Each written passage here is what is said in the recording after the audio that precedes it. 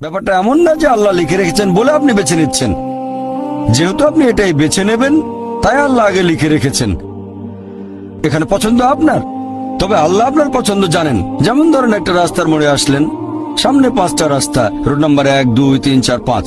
এখানে পছন্দ আপনার, বেছে নিতে পারেন রোড নাম্বার 1, 2, 3, 4, 5। আপনি গেলেন রোড 2-এ। এটা আগে থেকেই লেখা আছে আপনার নিয়তিতে যে আপনি যাবেন 2 নম্বর রোডে। ব্যাপারটা এমন না যে আল্লাহ লিখেছেন বলে আপনি করছেন। যেহেতু আপনি এটাই বেছে নেবেন, তাই আল্লাহ আগে লিখে রেখেছেন। তাহলে পছন্দ আপনার। আপনি চাইলে টাকা উপার্জন করতে পারেন ভালো কাজের মাধ্যমে, হালাল উপায়ে, অথবা পারেন চুরি করে হারাম উপায়ে। পছন্দ আপনার। ধরেন চুরি করলেন, এটা আপনার সিদ্ধান্ত। তবে আল্লাহ আগে থেকে জানেন যে এই লোকটা সহজে টাকা পেতে চায়, তাই চুরি করবে।